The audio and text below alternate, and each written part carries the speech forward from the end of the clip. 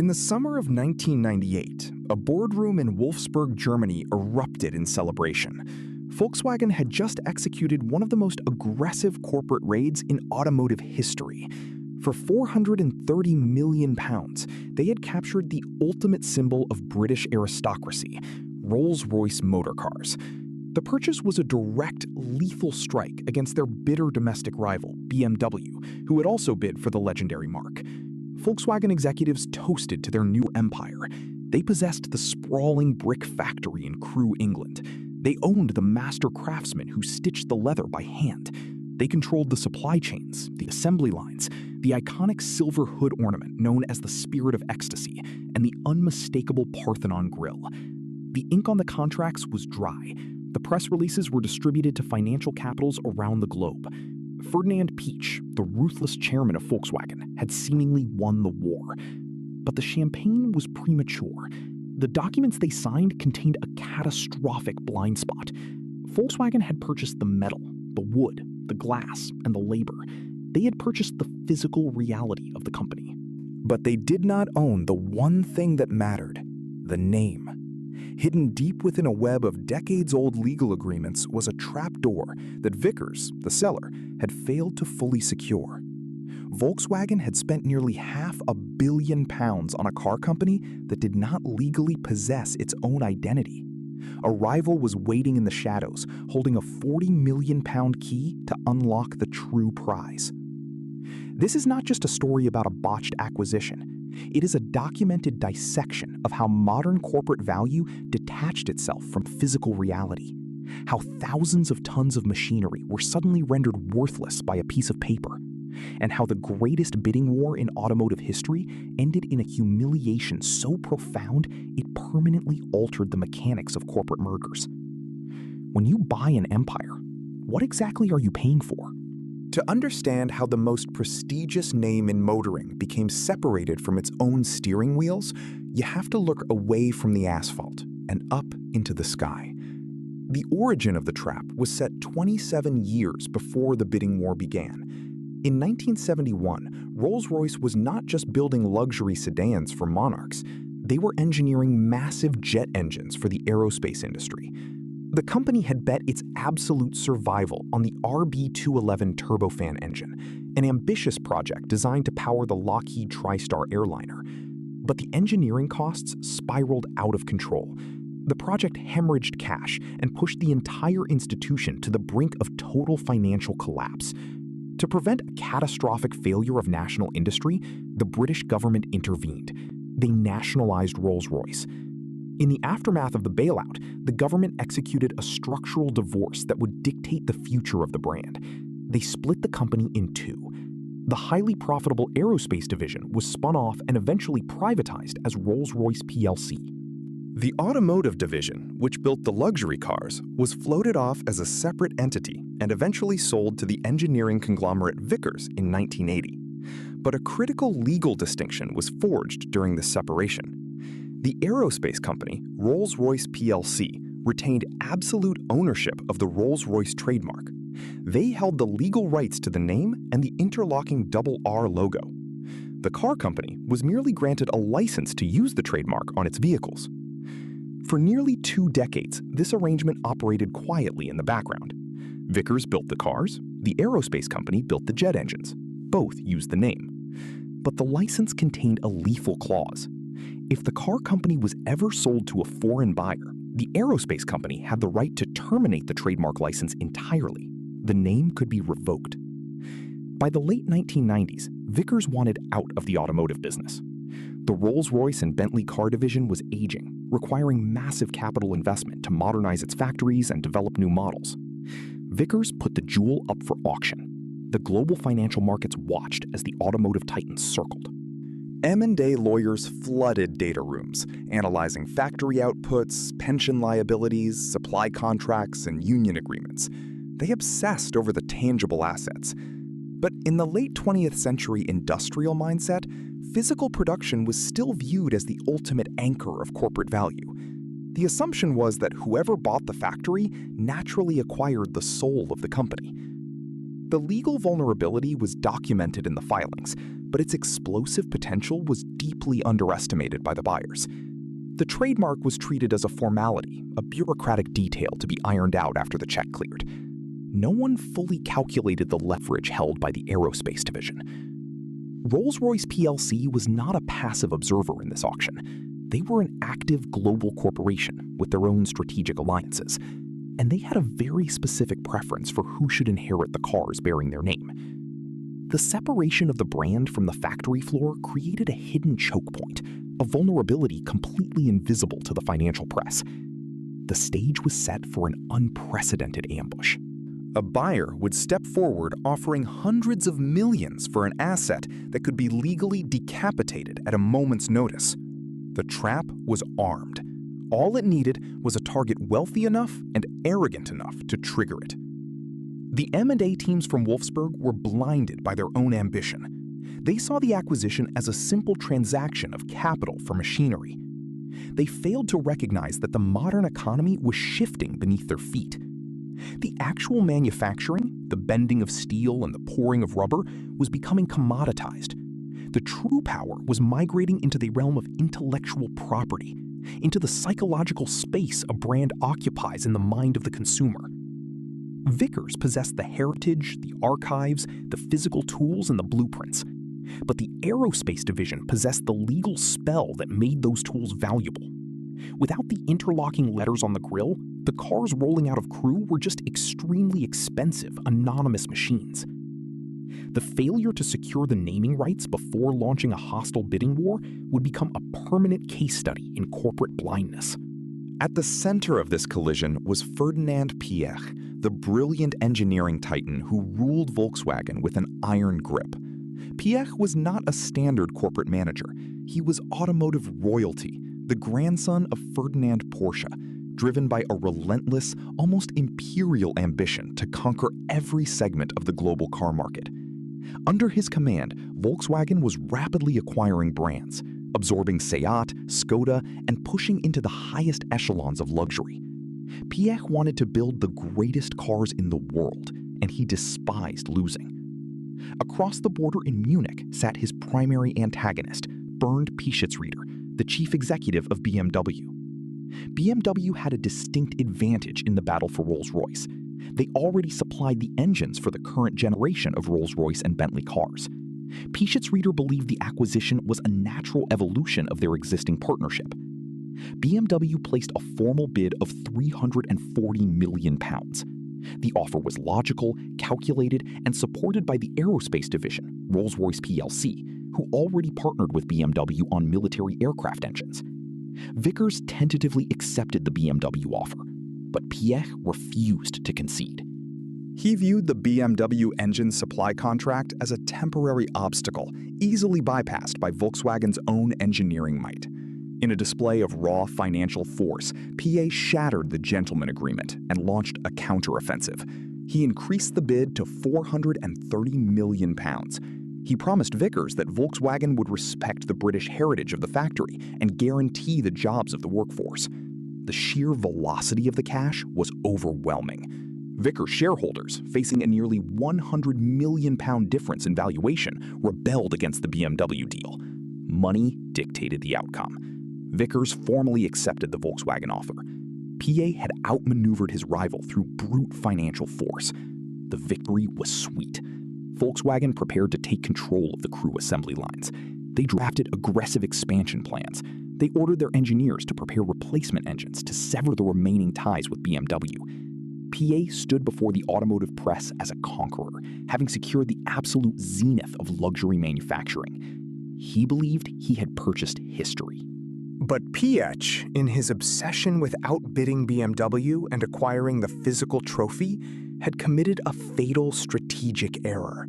He had trusted that the legal mechanics of the trademark could be bullied into submission through the sheer scale of his investment. He fundamentally misunderstood the leverage dynamics of intellectual property. While Piëch was celebrating the acquisition of brick and mortar, Pischetsrieder at BMW did not retreat in defeat. Instead of fighting a lost bidding war over the physical factory, the BMW executive shifted his focus to the invisible architecture of the deal. He looked past Vickers. He looked past the assembly lines. He looked directly at the aerospace company in London. Piëch's reader recognized that Piëch had bought a kingdom without securing the crown, and BMW was about to exploit that oversight with surgical precision. The contrast in their strategies revealed two entirely different philosophies of corporate warfare. Piëch fought like a traditional industrialist, deploying massive capital to seize territory and production capacity. He believed that the one who controls the factory controls the product. Piëch's reader operated like a modern strategist, recognizing that in a world of complex legal structures, the physical asset is entirely subordinate to the licensing rights. BMW did not need the Crewe factory. They only needed the right to use the name, and they knew exactly who was authorized to sell it. The trap snapped shut with devastating silence. Shortly after Volkswagen wired the £430 million to Vickers, the legal reality materialized in the boardroom. Rolls-Royce plc, the aerospace entity, executed its right to block the transfer of the trademark. They officially declared that they would not grant Volkswagen the license to use the Rolls-Royce name or the interlocking RR logo. The aerospace executives cited their deep pre-existing joint ventures with BMW in the aviation sector. They favored their business partners in Munich. The revelation sent shockwaves through Wolfsburg. Volkswagen executives scrambled to dissect the legal parameters of what they had just purchased. The inventory was brutally specific. Volkswagen legally owned the factory in Crewe. They owned the administrative buildings. They owned the rights to the Bentley brand, which had been bundled with Rolls-Royce for decades. They even owned the specific intellectual property for the shape of the Parthenon grille and the iconic Spirit of Ecstasy hood ornament. But they did not own the syllables, Rolls-Royce. They could build a car with the exact grille and the exact ornament, but if they placed the two letters on the vehicle, they would be committing trademark infringement. It was a corporate checkmate of unparalleled humiliation. While Volkswagen was paralyzed by this discovery, BMW executed a shadow maneuver that redefined the entire concept of a corporate buyout. For a mere £40 million, a fraction of the $430 million Volkswagen had spent, BMW quietly purchased the exclusive rights to the Rolls-Royce name and logo directly from the aerospace company. BMW did not buy a single brick.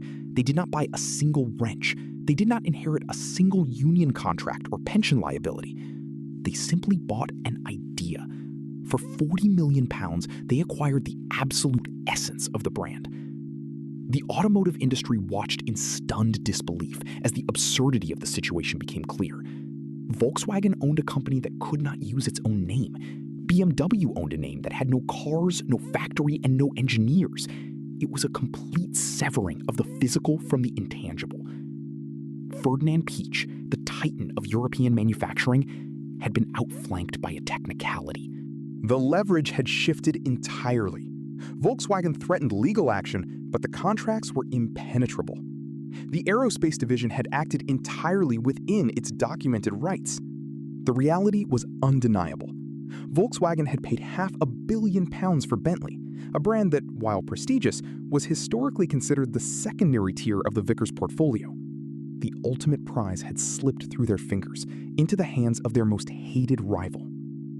The stalemate forced both German giants to the negotiating table. The tension was palpable. Volkswagen had the physical capacity, but lacked the identity.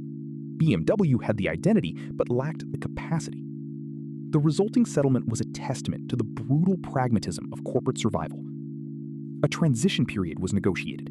From 1998 to 2002, Volkswagen would be allowed to temporarily build cars under the Rolls-Royce name, using engines supplied by BMW.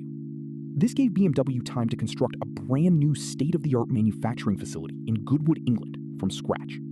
It gave Volkswagen time to reposition its strategy entirely around the Bentley brand. On December 31st, 2002, the temporary license expired. The keys to the kingdom were formally handed over. On January 1st, 2003, the separation became absolute. BMW launched a completely new Rolls-Royce Phantom, built in a new factory entirely divorced from the historical site in Crewe. Volkswagen retained the original factory, the workforce, and the Bentley name, pouring billions into resurrecting it as a standalone luxury powerhouse. The physical lineage of the company remained with Volkswagen, but the psychological lineage transferred to BMW. The resolution of this crisis was not just a compromise, it was a documented demonstration of the power of intellectual property overriding physical infrastructure. Volkswagen executives were forced to accept that their massive capital expenditure had secured them a highly skilled workforce and an aging factory, but it had failed to secure the primary objective. The failure was rooted in a profound misunderstanding of the target. They approached the acquisition like a 20th century manufacturer, counting assets on a balance sheet. They failed to realize that the most valuable asset was not listed on the Vickers balance sheet at all. It was hidden in the archives of an aerospace company entirely immune to the hostile takeover. The £40 million check written by BMW remains one of the most astonishingly efficient acquisitions in financial history. They acquired a century of heritage, prestige, and global recognition for less than the cost of developing a single new engine block. It was a masterclass in reading the fine print, recognizing the choke point, and striking where the opponent was entirely unprotected.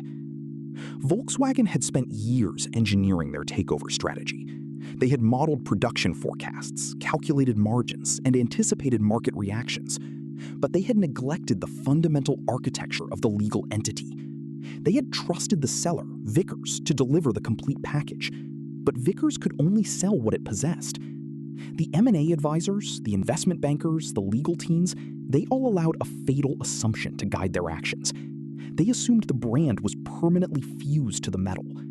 The moment those two elements were separated, the entire valuation model collapsed. The Wolfsburg boardroom was left to process a bitter lesson in modern economics. Capital can buy machinery instantly. It can buy labor contracts and supply chains. But capital cannot force a legal right if the contract dictates otherwise. The physical world is subject to the rules of the invisible world of intellectual property. And in the summer of 1998, that invisible world tore a £430 million hole through the greatest automotive empire in Europe. The partition of Rolls-Royce and Bentley stands as a defining monument to the architecture of modern value. It forces a confrontation with a very quiet, very uncomfortable question about what a company actually is. For centuries, human commerce was defined by the tangible. You valued a blacksmith by his forge. You valued a textile mill by its looms. When Volkswagen launched its aggressive raid, they were operating on this ancient instinct. They looked at the brick walls of the Crewe factory, the thousands of skilled workers, the vast reserves of leather and the heavy stamping machines, and they saw an empire worth nearly £500 million. They believed that reality was forged in metal. But the outcome of this corporate war proved that the center of gravity in the global economy had fundamentally shifted. BMW did not buy a company. They bought a legally protected hallucination. They bought a sequence of letters, an interlocking emblem, and a century of accumulated prestige. And they proved that this invisible asset was infinitely more powerful than the sprawling industrial complex that actually built the cars. The legacy of this transaction extends far beyond the automotive industry.